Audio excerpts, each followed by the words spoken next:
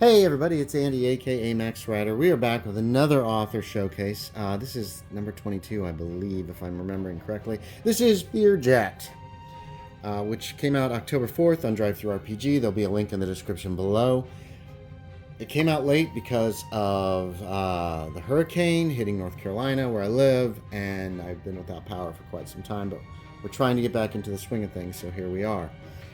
This is going to give people a chance to take a little quick peek in under the covers. If you have an interest in purchasing Learjet, then this video is a little longer because this is a bigger one. You can take a look, like flipping through it in your friendly local game store. So I've printed out the whole thing. We're just going to kind of take a quick glimpse at everything. Of course, here's our cover. Here is the cover image. Here are my play testers. I had quite a few. This one ran through several different little scenarios. Other Call of Cthulhu scenarios. The reason why this one is so long is there's a lot of pre-gens. Because I made this so you could run it over and over again, just changing the year, throwing some new pre-gens in. It would still work. There's nothing world-shattering about it. But it is fairly dangerous to the sanity and possibly the lives of some of these pre-generated investigators. Here's our boilerplate frontispiece. We have a little quote. Here are all of the authors who really that didn't contribute but were dealt with in here. We've got our table of contents. There's a foreword about Carcosa. And then we're into Learjet, or Fly the Frightful Skies. We've got an introduction, keeper information, player information. This one's fairly cut and dried. However, adapting the scenario, I added a little bit too, because Learjet takes place in 1971 and involves some insurance company employees going to a seminar on a Learjet. But Learjet 1972 deals with several actors being taken to a place for a location shot.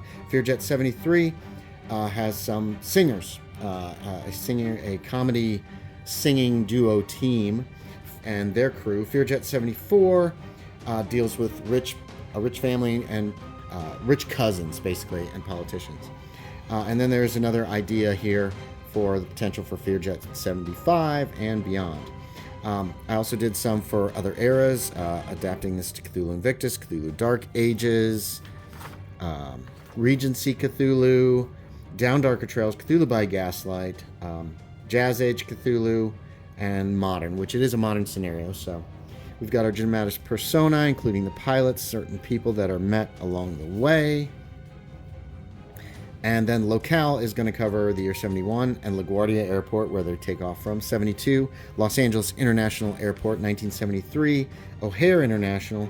And 1974, Dallas-Fort Worth Airport, and then some of the specifics for the Learjet 24D.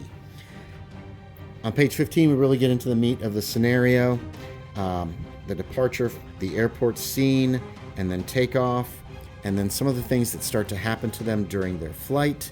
Obviously, this is a King in Yellow, Hastur, Carcosa scenario. Then the yellow light hits, and things start getting very strange very quickly. You can find the King in Yellow Summer of Love edition, which was published in 1967, I believe. And then some of the other very strange things that happen to the aircraft. Now, this is what is interesting here, I think. At a knock on the door, something knocks on the outer cabin door, even though there shouldn't be anything out there. It's up to the players to decide whether or not they're going to open it, and if they open it, it takes them to Hastur's Earth, and if they don't, it takes them on to Carcosa. Hastur's Earth is based on the repair of reputations. It is a strange world trapped in 1925 that is it's kind of odd, but there is a chance for the investigators to escape at this juncture. Otherwise, they're in a lot of trouble. So, Hastur's Earth it takes place at Rockaway near New York City in 1925. Here's some background information on the world of the repair of reputations. Then we're at the air station where their plane appears, but apparently it lands according to the people there.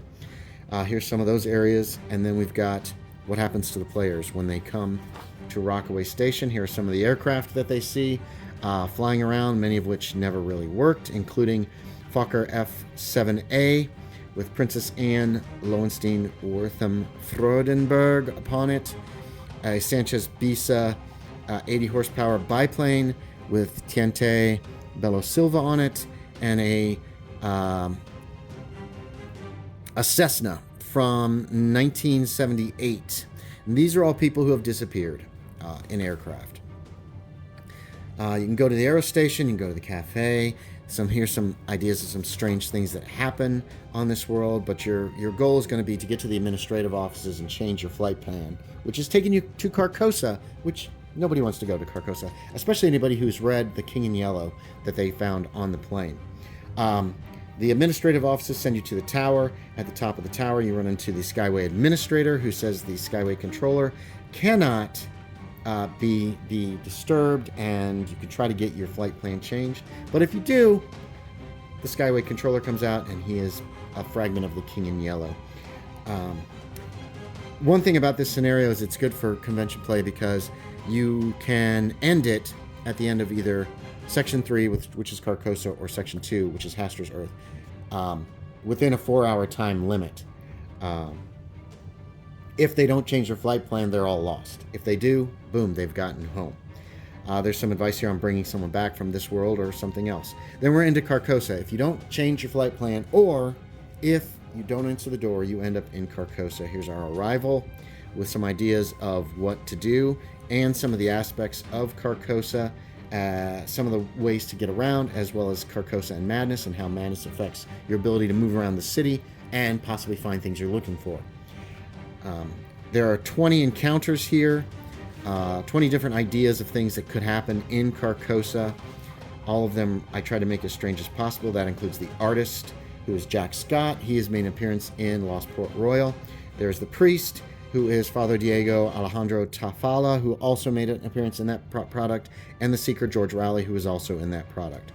Then there's the Mad Woman, who is the lady from the narrator from the Yellow Wallpaper, which I've incorporated a little bit into this as well. And then there's the Madman, which is Hildred Castaigne from The Repair of Reputations, and him fiddling around in Carcosa, as well as the possibility of another Learjet. Plus, each era, 72, 73, 74, there's one additional thing for each that really relates to exactly to those people a little bit more than just the general ones from 1971.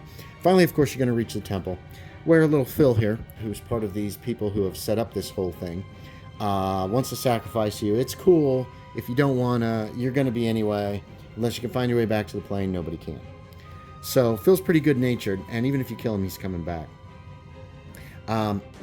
If they make it back to the... if they flee, there's a chance that they won't make it back to the Learjet anyway.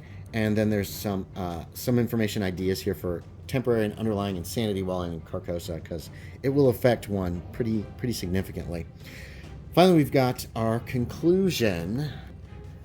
So at the end, whoever has survived, hasn't gone insane, hasn't died, returns home. There are a few little strange things that still happen before they get there. Upon their arrival, they learn that anyone who did not make it back never existed. Carcosa has eaten them and removed them from history. So they never were. So this makes it very easy for the sacrifices to continue through the Fearjet. We've got another reminder of what happens to victims of the Yellow Sign. A few sanity rewards, not many. Carcosa does not allow it. Bibliography, then we've got afterward playtest notes. These are the notes on the 4 different games that I ran, so they're kind of extensive. Inhabitants of Earth and Carcosa, we've got some stats for all of our dramatis personae.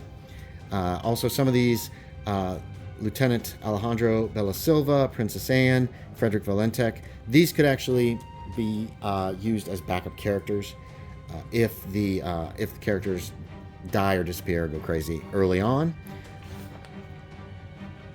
And let's see, we have a section on esoteric tomes, which the King in Yellow Summer of Love edition, which is King in Yellow in English, done in 1967. The Imperial Dynasty of America, you could find that with Hildred Castaigne, otherwise it doesn't really exist. Got some interior plans for the Learjet 24D. We've got the Rockaway Naval Air Station, Then we're into handouts with the flight plan that you need to get changed on Haster's Earth if you want to get back home and not go to Carcosa. Next are NPC pictures. These are most of the NPCs and just larger pictures of a few different things that you might encounter. We've got our generated investigator picks for 71, 72, 73, and 74. And then information that can be given to the players before the game so they can decide who they wish to play for, again, 71, 72, 73, and 74. And finally, we have our pre-generated investigators. There are 24. As I was saying before the dogs interrupted, there are 24 pre-generated investigators, 6 for each little era. And these are done on the modern character sheets, but there's a lot of them, and I don't think I'm ever going to do anything like this again.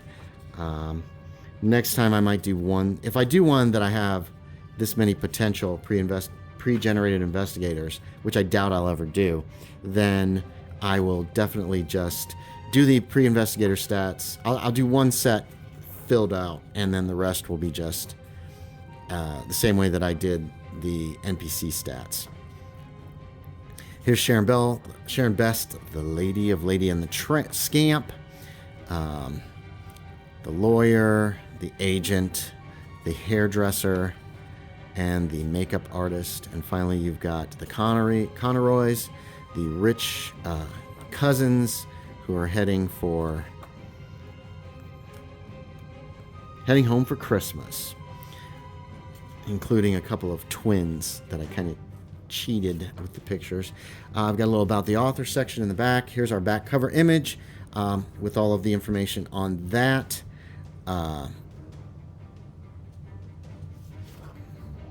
We've got a little. This was from The King in Yellow by Robert Chambers. There's the actual original cover, and then you've got your back cover with our information on what's in the scenario. So there it is. Good Lord. Look at the size of this thing. This is a lot. It's 124 pages, and a good section of that is pre-gens, but not even nearly half. First 72 pages, I believe, are all just the scenario. So there is Learjet. Sorry this took so long. Again, there will be a link in the description below if it looks of interest to you. This was a long time in the making, and there you have it. So, hey, thanks for watching, everybody. As always, I appreciate it, and I will talk to you all next time.